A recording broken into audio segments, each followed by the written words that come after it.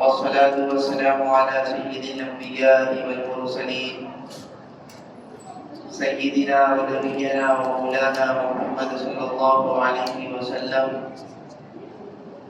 وعلى آله وأصحابه أجمعين، أما بعد. وعن أبي ذر الغفاري رضي الله تعالى عنه قال: قال رسول الله صلى الله عليه وسلم: خلق الناس بأخلاقهم، أو كما قال عليه الصلاة والسلام. میرے بھائیوں، بزرگوں، عزیز ساتھیوں، میں نے آپ حضرات کے سامنے حضرت ابو ذر غفاری رضی اللہ تعالی عنہ سے مروی ایک حدیث پاک نقل فرمائی. اس حدیث پاک میں اللہ کے نبی صلی اللہ علیہ وسلم نے ارشاد فرمایا: خالق الناس باخلاقہم، لوگوں کے ساتھ ان کے مزاج کے مطابق، ان کے اخلاق کے مطابق برتاؤ کرو. یہ بھی دین کا ایک حصہ ہے. یعنی انسان جب کسی دوسرے انسان سے بات چیت کرے یا کسی طریقے کا کوئی معاملہ کرے یا کوئی اور عمل کرے تو اس بات کو دھیان میں رکھتے ہوئے کرے کہ کہیں ہماری بات سے اس سامنے والے کو تکلیف تو نہیں ہو رہی ہے یا سامنے والے کے دماغ پر ہماری بات گرا تو نہیں پڑ رہی ہے. اس بات کا دھیان رکھتے ہوئے انسان کو بات کرنا چاہیے. حالانکہ آپ کا وہ کہنا صحیح ہے، فی نفس ہی جائز ہے، حلال ہے، صحیح ہے. آپ جو معاملہ کر رہے ہیں وہ بھی صحیح ہے، لیکن اس چیز کو دھیان میں رکھنا ہے کہ ہماری بات کی وجہ سے اس سامنے والے کو کہیں تکلیف تو نہیں ہو رہی ہے. یہ بھی اللہ کے نبی صلی اللہ علیہ وسلم کی ایک سنت، یہ بھی اللہ کے نبی صلی اللہ علیہ وسلم کی ایک سنت ہے. اور حضرت تھانوی رحمۃ اللہ علیہ نے اس پر ایک بہت لمبا باب بھی قائم فرمایا ہے کہ انسان جب کسی دوسرے انسان سے گفتگو کرے، بات چیت کرے، تو اس بات چیت کرنے کی بنیاد پر اس سامنے والے کے اوپر کوئی دباؤ نہ پڑے، کوئی زور نہ پڑے، اس کو کسی طرح کی کوئی تکلیف نہ لاحق ہو جائے. اس بات کا خیال رکھتے ہوئے خالق الناس باخلاقہم، اس عنوان پر حضرت تھانوی رحمۃ اللہ علیہ نے ایک بہت بڑا باب بھی قائم فرمایا ہے اپنی کتاب کے اندر. اللہ کے نبی صلی اللہ علیہ وسلم کا ایک واقعہ حدیث پاک کے اندر نقل کیا جاتا ہے. ایک مرتبہ اللہ کے نبی صلی اللہ علیہ وسلم اپنے گھر میں تشریف فرما تھے اور آپ نے صلاۃ والسلام ایک تہبند پہنے ہوئے تھے. تہبند پہنے ہوئے تھے. بعض روایات میں آتا ہے کہ آپ نے جو تہبند پہنا ہوا تھا وہ گھٹنے تک تھا، اور بعض روایت میں یہ آتا ہے گھٹنے تک نہیں تھا بلکہ تھوڑا نیچے تک تھا، لیکن پیر کھلا ہوا تھا. اور کتاب میں یہ لکھا ہوا ہے ہو سکتا ہے یہ اس وقت کا واقعہ ہو جب گھٹنا صدر کے اندر داخل نہ رہا ہو، گھٹنا صدر کے اندر داخل نہ رہا ہو. بہرحال اللہ کے نبی علیہ الصلوۃ والسلام اس حین پر گھر میں تشریف فرما تھے. تو اتنے میں تھوڑی دیر بعد کسی نے دروازے پر دستک دی. دروازے کو کھٹکھٹایا. اللہ کے نبی صلی اللہ علیہ وسلم نے معلوم کرایا کون ہے. پتہ چلا کہ ابو بکر صدیق رضی اللہ تعالیٰ تشریف لائے. اللہ کے نبی صلی اللہ علیہ وسلم نے ان سے فرمایا کہ اندر کو آ جائیے. اب حضرت ابو بکر صدیق رضی اللہ تعالیٰ اندر آتے ہیں اور آپ علیہ السلام کے پاس بیٹھ جاتے ہیں اور آپس میں گفتگو شروع ہو جاتی ہے. لیکن آپ علیہ السلام جس حیث پر بیٹھے ہوئے تھے اپنے تہبند کے اندر کوئی تبدیلی نہیں کی، اسی طریقے سے پیر کھلا ہوا تھا. آپ علیہ السلام بیٹھے ان سے گفتگو کر رہے تھے. پھر تھوڑی دیر کے بعد کسی نے پھر دوبارہ دروازے پر دستک دی. تو پھر آپ نے پتا کروایا کہ کون ہے. پتا چلا کہ حضرت عمر فاروق رضی اللہ تعالیٰ تشریف لائے. اللہ کے نبی علیہ السلام نے ان سے بھی کہا کہ آپ اندر کو تشریف لے آئیے. تو پھر اس کے بعد حضرت عمر رضی اللہ تعالیٰ کے اندر آ جاتے ہیں اور آپ علیہ السلام کے پاس بیٹھ جاتے ہیں. پھر آپس میں گفتگو جاری ہو جاتی ہے اور اسی حیث پر بیٹھے ہوئے کوئی تبدیلی اللہ کے نبی کے اندر نہیں آئی. پھر تھوڑی دیر کے بعد کسی نے صحبانہ تیسری مرتبہ کوئی دروازے پر آ کر کے دستک دیتا ہے اور دروازہ کو کھٹکھٹاتا ہے. پھر اللہ کے نبی پتہ کرواتے ہیں کون ہے. پتہ چلا کہ حضرت عثمان بن عفان رضی اللہ تعالیٰ تشریف لائے. آپ علیہ السلام نے جب یہ سنا کہ حضرت عثمان بن عفان رضی اللہ تعالیٰ تشریف لائے، فوراً اٹھے ہیں اور اپنے تہبند کو نیچے کیا ہے اور اس کے بعد بیٹھے ہیں۔ پھر اس کے بعد حضرت عثمان رضی اللہ تعالیٰ کو حکم دیتے ہیں کہ اب جا کر کے آپ اندر کو تشریف لے آئیے۔ ایک شخص یہ برا ماجرا دیکھ رہا تھا، کہ برا سب سچویشن دیکھ رہا تھا کہ آپ علیہ السلام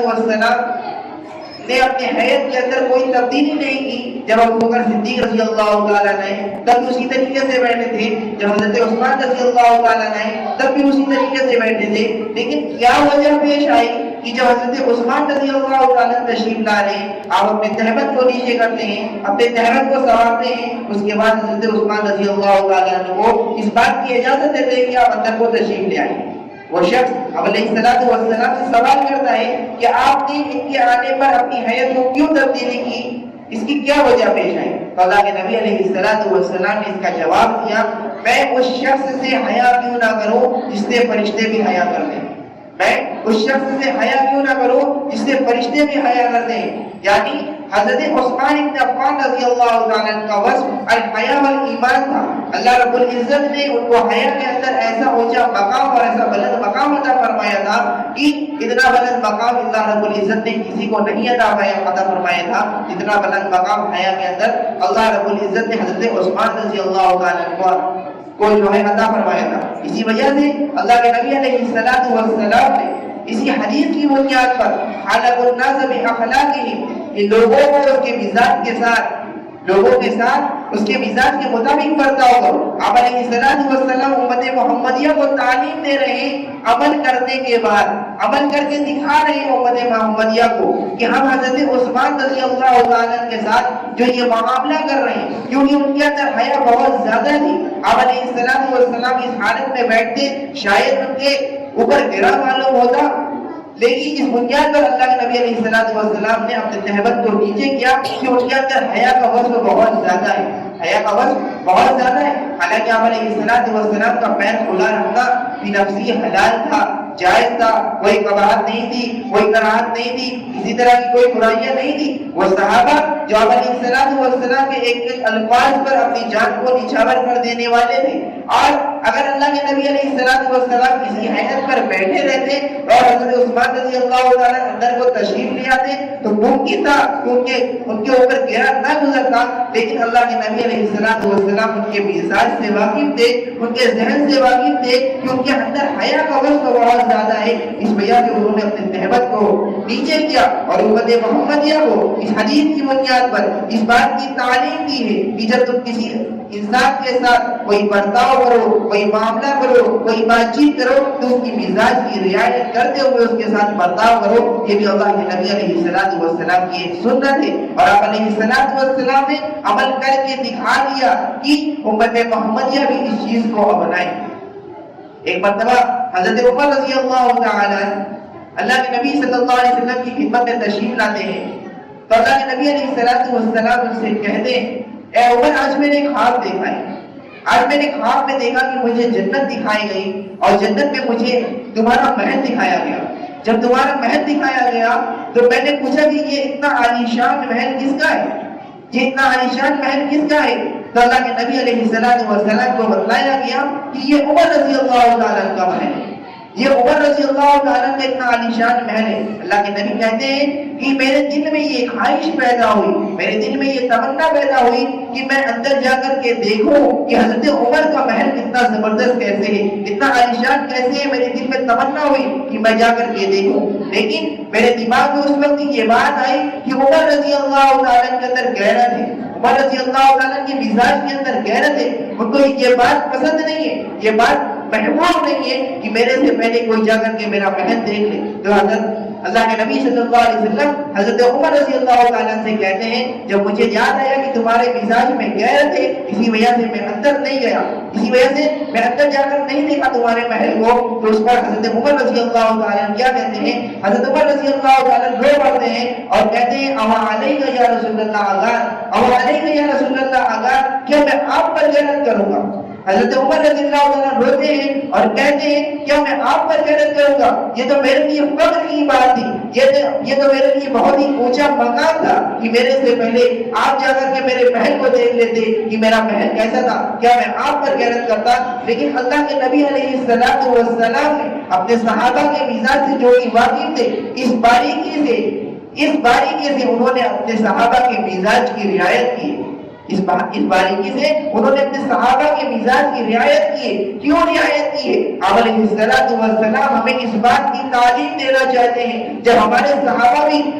اس پر غیرت نہیں کرتے، مجھے پتا تھا، لیکن مجھے یہ بات بھی پتا تھی کہ ان کے مزاج کے اندر غیرت ہے، اس وجہ سے جب میں نے ان کی رعایت کی تو امت محمدیہ کو بھی اس بات کی تعلیم دے رہے ہیں۔ جب تمہیں پتا ہے کہ سامنے والے کی مزاج کے اندر کیا ہے تو تم بات ایسی کہہ رہے ہو جو تمہیں پتا ہے کہ یہ جائز ہے، حلال ہے، فی نفسی اس کا کرنا صحیح ہے، لیکن اس شخص کو بری لگ رہی ہے، اس کے دماغ پر گرہ گزر رہی ہے، تو تم وہ بات مت کہو، تم وہ عمل مت کرو، تم وہ معاملات مت کرو۔ اللہ کے نبی علیہ السلام اس حدیث کے ذریعے سے ہمیں اس بات کی تعلیم دے رہے ہیں۔ عمل کرنے کے بعد عمل کر کے دکھا رہے ہیں امت محمدیہ کو کہ ہم حضرت عثمان رضی اللہ تعالیٰ کے ساتھ جو یہ معاملہ کر رہے ہیں، کیونکہ ان کے اندر حیا بہت زیادہ تھی۔ آپ علیہ السلام اس حالت میں بیٹھتے، شاید ان کے اوپر گرا معلوم ہوتا، لیکن اس بنیاد پر اللہ کے نبی علیہ السلام نے اپنے تہبت کو نیچے کیا کہ ان کے اندر حیا کا وصف بہت زیادہ ہے، حیا کا وصف بہت زیادہ ہے۔ حالانکہ آپ علیہ السلام کا پیر کھلا رکھنا فی نفسی حلال تھا، جائز تھا، کوئی قباحت نہیں تھی، کوئی کراہت نہیں تھی، کسی طرح کی کوئی برائیاں نہیں تھی۔ وہ صحابہ جو آپ علیہ السلام کے ایک ایک الفاظ پر اپنی جان کو نچھاور کر دینے والے تھے، اور اگر اللہ کے نبی علیہ السلام کسی حیثیت پر بیٹھے رہتے اور حضرت عثمان رضی اللہ تعالیٰ اندر کو تشریف لے آتے تو ممکن تھا کیونکہ ان کے اوپر گرا نہ گزرتا، لیکن اللہ کے نبی علیہ السلام ان کے مزاج سے واقف تھے، ان کے ذہن سے واقف تھے کہ ان کے اندر حیا کا وصف بہت زیادہ ہے، اس وجہ سے انہوں نے اپنے تہبت کو نیچے کیا اور امت محمدیہ کو اس حدیث کی بنیاد پر اس بات کی تعلیم دی ہے کہ جب تم کسی انسان کے ساتھ کوئی برتاؤ کرو، کوئی معاملہ کرو، کوئی بات چیت کرو تو اس کی مزاج کی رعایت کرتے ہوئے اس کے ساتھ برتاؤ کرو۔ یہ بھی اللہ کے نبی علیہ السلام کی ایک سنت ہے، اور آپ علیہ السلام نے عمل کر کے دکھا دیا کہ امت محمدیہ بھی اس چیز کو اپنائے۔ ایک مرتبہ حضرت عمر رضی اللہ تعالی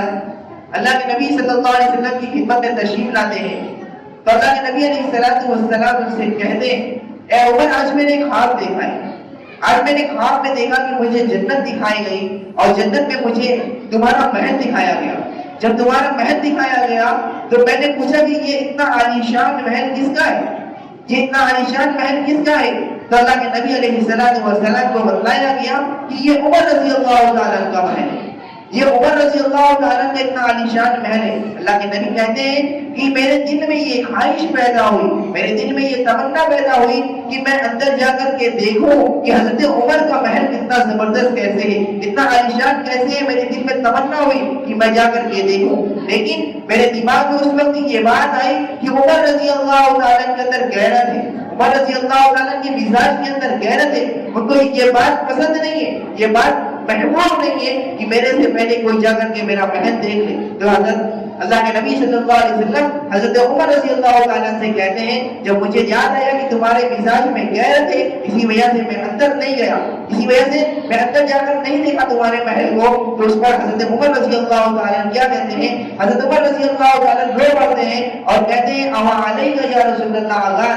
اوا علیک یا رسول اللہ اغار، کیا میں آپ پر غیرت کروں گا؟ حضرت عمر رضی اللہ عنہ روتے ہیں اور کہتے ہیں، کیا میں آپ پر غیرت کروں گا؟ یہ تو میرے لیے فخر کی بات تھی، یہ تو میرے لیے بہت ہی اونچا مقام تھا کہ میرے سے پہلے آپ جا کر کے میرے محل کو دیکھ لیتے کہ میرا محل کیسا تھا، کیا میں آپ پر غیرت کرتا؟ لیکن اللہ کے نبی علیہ السلام نے اپنے صحابہ کے مزاج سے جو واقف تھے، اس باریکی سے انہوں نے اپنے صحابہ کے مزاج کی رعایت کی، اس باریکی سے انہوں نے اپنے صحابہ کے مزاج کی رعایت کی ہے۔ کیوں رعایت کی ہے؟ آپ علیہ السلام ہمیں اس بات کی تعلیم دینا چاہتے ہیں، جب ہمارے صحابہ بھی مجھ پر غیرت نہیں کرتے، مجھے پتا تھا، لیکن مجھے یہ بات بھی پتا تھی کہ ان کے مزاج کے اندر غیرت ہے، اس وجہ سے جب میں نے ان کی رعایت کی تو امت محمدیہ کو بھی اس بات کی تعلیم دے رہے ہیں، جب تمہیں پتا ہے کہ سامنے والے کے مزاج کے اندر کیا ہے تو تم بات ایسی کہہ رہے ہو جو تمہیں پتا ہے کہ یہ جائز ہے، حلال ہے، فی نفسی اس کا کرنا صحیح ہے، لیکن اس شخص کو بری لگ رہی ہے، اس کے دماغ پر گرہ گزر رہی ہے، تو تم وہ بات مت کرو، تم وہ عمل مت کرو، تم وہ معاملات مت کرو۔ اللہ کے نبی علیہ السلام اس حدیث کے ذریعے سے ہمیں اس بات کی تعلیم دے رہے ہیں۔ ایک مرتبہ اللہ کے نبی علیہ السلام رمضان کے دنوں میں مسجد نبوی میں اعتکاف کا ارادہ فرمایا، آخری عشرے کا اعتکاف کا ارادہ فرمایا، تو چونکہ حضرت عائشہ رضی اللہ تعالیٰ نے اس وقت اللہ کے نبی علیہ السلام سے کہا، یا رسول اللہ، میری یہ خواہش ہے، میری یہ تمنا ہے کہ میں چاہتی ہوں کہ میں بھی آپ کے ساتھ اعتکاف کروں، لیکن عورتوں کا مسجد میں اعتکاف کرنا مناسب نہیں ہے۔ لیکن حضرت عائشہ رضی اللہ تعالیٰ کا چونکہ معاملہ الگ تھا، کیونکہ ان کا جو حجرہ تھا وہ مسجد نبوی میں کھلتا تھا، اور وہیں پہ انہوں نے خیمہ لگا دیا اللہ کے نبی علیہ السلام کے ساتھ، اور ان کو کوئی ضرورت آتی تو اپنے کمرے کے اندر جاتی اور ضرورت کو پوری کر کے وہاں پر آ کر کے بیٹھ جاتی، پر بے پردگی کا کوئی احتمال نہیں تھا۔ اس بنیاد پر اللہ کے نبی علیہ السلام نے ان کو اجازت دے دی کہ ٹھیک ہے آپ بھی اعتکاف کر لیجیے۔ تو 20 رمضان کو غالباً 20 رمضان کو اللہ کے نبی علیہ السلام کو کوئی ضرورت پیش آئی تو آپ علیہ السلام اپنے اعتکاف سے گئے اور جو ہے باہر کو گئے ضرورت کو پوری کرنے کے لیے۔ پھر جب بعد میں آ کر کے دیکھتے ہیں کہ مسجد میں کافی سارا خیمہ لگا ہوا ہے، بہت زیادہ خیمہ لگا ہوا ہے، تو اللہ کے نبی پوچھتے ہیں کہ یہ خیمہ کس کا ہے؟ تو آپ علیہ السلام کو بتلایا جاتا ہے کہ یہ ازواج مطہرات کا خیمہ ہے، یہ ازواج مطہرات کا خیمہ ہے، امہات المؤمنین کا خیمہ ہے۔ تو آپ علیہ السلام نے دیکھا، انہوں نے سوچا، امہات المؤمنین نے سوچا، جب حضرت عائشہ رضی اللہ تعالیٰ عنہ کو یہ موقع مل رہا ہے اور اللہ کے نبی علیہ السلام کے ساتھ اعتکاف کرنے کا موقع مل رہا ہے تو ہم کیوں پیچھے رہیں؟ اسی لیے انہوں نے بھی آ کر کے خیمہ لگا دیا، خیمہ ڈال دیا۔ لیکن اللہ کے نبی علیہ السلام نے حضرت عائشہ رضی اللہ تعالیٰ عنہ کو جو اجازت دی تھی وہ اس بنیاد پر دی تھی کہ ان کا حجرہ مسجد نبوی سے لگا ہوا ہے، اور یہ امہات المؤمنین جو اعتکاف کے لیے آئی ہیں اور اپنے خیمے کو لگایا ہے، ان کا حجرہ، ان کا کمرہ، ان کا مکان تو دور ہے، اب یہ خیمے سے باہر جائیں گی تو بے پردگی کا احتمال ہے۔ اب اگر اللہ کے نبی علیہ السلام باقی امہات المؤمنین سے کہتے کہ آپ اپنے خیمے کو ہٹائیے تو ان کی دل شکنی ہوتی، ان کو تکلیف ہوتی کہ آپ حضرت عائشہ کو تو اجازت دیے لیکن ہم لوگوں کو اجازت نہیں دے رہے، آپ حضرت عائشہ کو تو اجازت دے رہے لیکن ہم لوگوں کو اجازت نہیں دے رہے۔ تو اللہ کے نبی علیہ السلام نے اب اگر حضرت عائشہ سے بھی کہتے کہ تم اپنا اعتکاف ہٹاؤ، اپنا خیمہ ہٹاؤ، ان لوگوں کا بھی خیمہ ہٹے گا، حضرت عائشہ رضی اللہ تعالیٰ عنہ کو بھی تکلیف ہوتی، ایک مرتبہ آپ اجازت دے رہے ہو اور دوبارہ ہٹانے کو بول رہے ہو۔ تو اللہ کے نبی علیہ السلام نے کہنے کا مطلب یہ کس طریقے سے ان کے مزاج کی رعایت کی، تو اس سال اللہ کے نبی علیہ السلام نے فرمایا کہ اس سال کوئی اعتکاف نہیں کرے گا، میں بھی اعتکاف نہیں کروں گا، کوئی اعتکاف نہیں کرے گا اور میں بھی اعتکاف نہیں کروں گا۔ اس بنیاد پر اللہ کے نبی علیہ السلام نے یہ عمل اپنایا تاکہ کسی کو بھی تکلیف نہ ہو، اعتکاف کرنے کا جو شوق اور جو جذبہ ان لوگوں کے اندر پیدا ہوا تھا وہ اللہ کے نبی علیہ السلام کے ساتھ اعتکاف کرنے کا جذبہ پیدا ہوا تھا۔ اب اللہ کے نبی کہہ رہے ہیں میں بھی اعتکاف نہیں کروں گا، آپ لوگ بھی اپنے خیمے کو ہٹا لو۔ اس وجہ سے کیا کہ تاکہ ان کی دل شکنی نہ ہو، اور اگلے سال اللہ کے نبی علیہ السلام نے اس کی بھرپائی کی۔ تو پوری حیات زندگی میں آپ علیہ السلام نے یہ پہلی مرتبہ ایسا واقعہ ہوا تھا کہ آپ علیہ السلام نے اعتکاف نہیں کیا تھا، اس بنیاد پر نہیں کیا تھا تاکہ امہات المؤمنین کے مزاج پر کسی طریقے کا دباؤ نہ پڑے، ان کی دلشگی نہ ہو۔ آپ علیہ السلام نے یہاں پر بھی وقالت الناس باخلاقہم کی تعلیم کی ہے کہ لوگوں کے مزاج کے مطابق برتاؤ کرو۔ اس طریقے سے امہات المؤمنین کے ساتھ، حضرت عمر کے ساتھ، حضرت عثمان کے ساتھ اللہ کے نبی علیہ السلام نے معاملہ کیا، اور ہمیں اس بات کی تعلیم دی ہے کہ تم بھی جب کسی انسان کے ساتھ بات چیت کرو، کوئی معاملہ کرو یا کچھ اور عمل کرو، بھلے سے تم خیرخواہی کا معاملہ کر رہے ہو، لیکن اس بات کا دھیان دو کہ ہماری بات کی وجہ سے اس سامنے والے کی دماغ پر کوئی تکلیف تو نہیں ہو رہی ہے، اس کو ایذا تو نہیں پہنچ رہی ہے۔ اس بات کی رعایت کرتے ہوئے انسان کو معاملہ کرنا چاہیے۔ یہ بھی اللہ کے نبی صلی اللہ علیہ وسلم کی ایک سنت ہے اور ہمیں اس سنت کو زندہ کرنا چاہیے، اور ہمیں اس سنت کو زندہ کرنا چاہیے۔ آج انسان اس چیز سے بے فکر ہے، اس چیز کا خیال نہیں کرتا۔ آج ہم جاتے ہیں کسی کو دین کی بات ہی سمجھاتے ہیں، کسی کو اچھی بات ہی بتاتے ہیں، لیکن ہمیں پتہ ہے کہ اس کو بری لگ رہی ہے، ہمیں پتہ ہے کہ اس کو بری لگ رہی ہے، لیکن ہم اپنی بات کہتے ہیں۔ میرے بھائیوں بزرگوں دوستوں، آپ کا یہ کہنا بالکل صحیح ہے، بالکل جائز ہے، لیکن آپ کی بات کی وجہ سے اس کو تکلیف ہو رہی ہے، اس سے اللہ کے نبی صلی اللہ علیہ وسلم کی ایک سنت چھوڑ گئی۔ تو اب سوال یہ پیدا ہوگا کہ اب دین کی بات ہے، ہمیں ان کو تو بتانا ہے ہی ہے،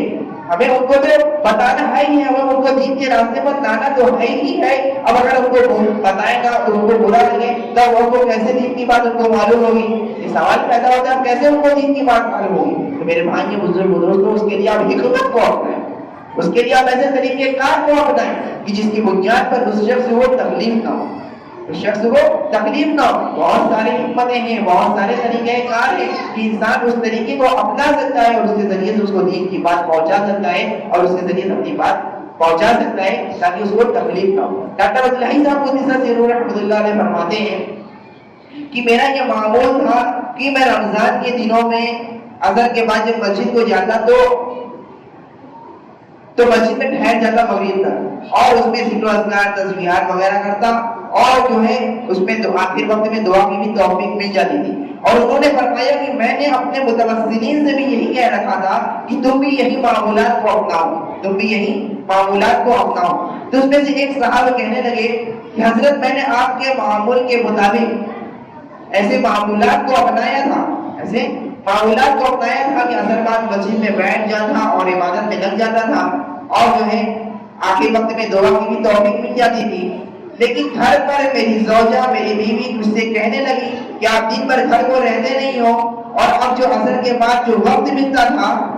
اس میں آپ تھوڑی سی بات کر لیا کرتے تھے، آپس میں تھوڑی سی گفتگو ہو جایا کرتی تھی، آپ گھر میں رہتے تھے تو اچھا لگتا تھا، لیکن آپ جو ہے اس میں بھی آپ اپنے آپ کو مسجد میں لگا رہے ہو اور عبادت میں لگا رہے ہو، اب میں کیا کروں؟ تو اس پر ڈاکٹر عبدالحی صاحب رحمۃ اللہ علیہ فرماتے ہیں کہ میرا جو یہ عمل ہے جو میں نے آپ سے کہا ہے اور آپ کو اختیار کرنے کو کہا ہے، یہ زیادہ سے زیادہ مستحب ہے، اور آپ کی بیوی جو آپ سے کہہ رہی وہ اس کا حق ہے، آپ کی بیوی جو وہ کہہ رہی ہے وہ اس کا حق ہے، اور جب اس کا حق ہے تو اس میں اس کے حق کو دیکھا جائے گا اور اس کے ساتھ رہا جائے گا۔ تم اثر کے بعد وہاں پر بیٹھو، اس کے ساتھ بات چیت کرو، اور آپ کا جو یہ عمل ہے جو میں نے آپ سے کرنے کو کہا تھا وہ مستحب ہے،